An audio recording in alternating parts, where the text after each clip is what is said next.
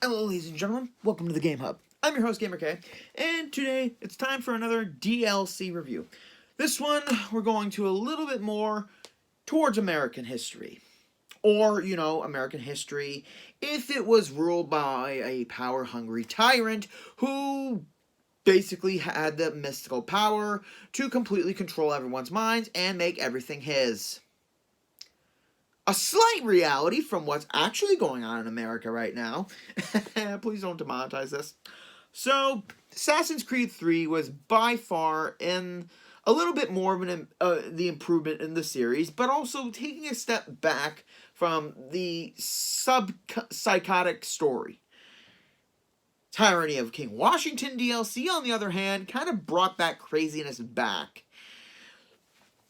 The DLC was a 3-episodic series. So for this segment of videos, I will be doing each DLC in episode to episode. Unlike how I did my Watch Dogs 2 DLC review when I did all the levels in one video because they were all part of the same DLC. Plus, I added the second one because there wasn't that much more to talk about, so why bother making a shorter video for more this basic same thing. So, we start off with episode 1, the Infamy. It's kind of confusing story. We find Rotanageton, aka Connor, in somewhat of a different attire, more native than the Assassin's Creed, but we still have the wolf head being the hood. We have a little bit of bear fur. We have eagle feathers and he's shirtless. So, any female players who think Connor was a great character, there you go. Waking up in the forest by his mother, who obviously, if you played the series, she was dead, which is kind of bizarre. So we go to the village, everything's fine, and then we find out that the entire area is coming under attack by soldiers. Now, I'm going to say this. I love how in each episode, they kept it in a specific area. They didn't do too much crossover here. So, in the first episode, we're strictly in the frontier area, which I gotta say, the frontier was by far the biggest part of Assassin's Creed I've ever played until Black Flags and the other games came out. And I enjoyed that. The deep wilderness, all the animals, all the little hidden items that you can find, all the little missions here and there. I want that to come back a little bit more. I want more plentiful of side missions and not just, generic ones that Odyssey kind of did, with not the side missions, but these generic missions. I don't want those in the next game, Ragnarok. I want plentiful of side missions. But yeah, the way they did the frontier is very beautiful. It still feels massive. And in the story, turns out somehow Washington's involved in everything, which Connor remembers everything that's happened throughout the main game. However, some things seem not to be so easy. Washington comes on horseback with the scepter and the piece of Eden. And on his side is Picard. Yeah, General Picard and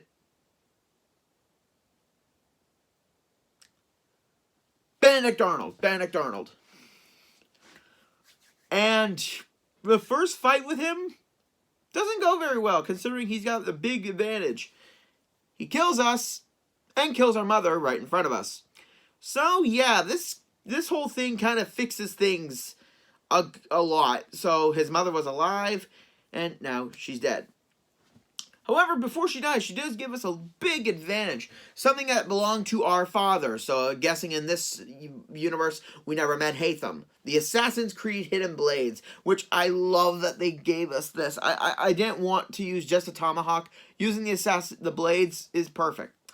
So, after this whole thing, we finally get to explore. Yeah, that entire prologue was just the first 30 or so minutes of the game, of the DLC, and it's beautifully done. Then we do a couple missions where we find fruit from a tree, and we drink it. And then the craziness happens. we do this kind of psychedelic thing where we're in like the white room area, you know, where we do the confessions, but it's darker, and there are these wolves where we have to hunt the deer and hunt the deer, and it's confusing because of how it moves as you move throughout the area, and it's gorgeous. In these segments, we will act like the animal. Like, so we're hunting down the deer, we're using the abilities that we obtained, and I love how the wolf runs into us and we get the ability, and it's so beautifully done of how they've done this DLC, and the abilities they give us are one of the best things about this DLC, but I'll get to that in a minute. So after we do that segment, then we find out that the Elder is dead, so we gotta stop Benedict Arnold from ruling the frontier. And that's where this whole story goes in. We figure out where he is, and we kind of disrupt his little regime here, and we get to finally kill Arnold. However, once we do kill Arnold, for some reason he feels like he was out of it. Like the scepter had control over, which in the other Assassin's Creed games we can see that being realistic. And then after his death, turns out he was never at West Point, because obviously this game follows also the Benedict Arnold DLC, which I reviewed last year, and it was one of the worst ones I ever played, but it still keeps in touch with the story. And we are told to find Ben Franklin in Boston. And then Picard, or I can't remember I can't remember the guy's name, so I think it's Picard or something. I can't remember. In the next video, I'll definitely do more research in that. And the guy who we were with when we were killing our second target in the main game. I can't remember. Why is okay? My mind is kind of going. It's been so many years since I played Assassin's Creed 3. But you guys know who we're talking about. The guy who, you know who I mean. The whites of their eyes. Man, this is making me confused. But back to the DLC. We get side attacked, and we are in a locked cage, being brought to Boston. Now, main story for this is a good, quick one. It doesn't give us so much to deal with on the first episode. Most of that is dealt with the side stuff to do, as well exploring, which I really enjoy. In a first episode DLC, you don't want to have too much going about it. You want to show what the story's going to be without giving so much away, because then what's the point of playing the other episodes? You get me? So it's not that long. All three DLCs combined equals about 5 hours. If you're a completionist getting all the trophies, 9 hours at max. 9.5 hours at max. Now, sorry if I'm babbling. The DLC was released in early 2013, so that's good 7 years ago, and all for the low price of $9.99. So DLCs need to start being this cheap, or else I'm not going to buy them. The Infamy has 6 side missions, which honestly is plentiful, especially with how Assassin's Creed was back then. You know, if you're a perfectionist trying to do everything the way it says in the little objective indicators, so it's going to take you a lot longer to do those, especially the one where you have to kill 2 guys, 1 arrow, headshot. You got to have for the precise timing, and that took me a good number of tries, but I loved it. It kept me focused, it kept me engaged. Now something this DLC does amazing is the lucid memory fragments. Now, while you're exploring the episode, there will be 3 areas in the game where you have to go, and it will bring back a memory from the main game. And it's beautifully done, and it's in the well, for this one at least, it's in the exact location of where the memory took place, and it's stunning. We got the assassin symbol in the sand by the river where Connor first discovers about the assassins and told by the elder to go and find this symbol. We get the one at the fort where Connor confronts George Washington's role in his mother's death and the village being attacked, and also confronting Hatham at the same time, confirming that he probably knew about this for a good majority of years. And then we get the tavern where there's a table, 2 chairs, and a bottle of booze. And that's the moment where he kills Lee at the end of the game. And having these 3 memories in the frontier just shows that it really took reference from the main game, not just in the main missions, but in the side mission here. And I find that absolutely wonderful that they incorporated that. And the side missions are beyond going throughout the frontier. They're really enjoyable. We got convoys where we got to stop the convoys of soldiers, kill them all, and retrieve the goods. Helping starving people in the frontier. So what we basically do is, as we hunt and as much meat as we get, we can give them some meat and we can complete these objectives. And also rescuing the people from wolf attacks. Now that is really tricky because you really got to get there quick before the health depletes. And that's another great one to have in the frontier, because all the wilderness, all the animals, it's beautifully done. Now, going on to my favorite part about this DLC is the new abilities we get. Okay, yes, in most DLCs, in the stories DLCs, we get certain gadgets, we get certain equipment, but in this one we get special abilities, and I love it. For the wolf, obviously the wolf is my favorite character, not my favorite animal. The wolf is my favorite animal in general. So having the wolf abilities be this sleek and stealth-based makes me feel like they did a lot of thinking for this. So for the wolf, you can cloak for a certain amount of time, but the more you stay cloaked, your health will decrease. So it's beautifully done, but it's not too overpowering. So the more you use it, the more your health will deplete. And that's brilliant.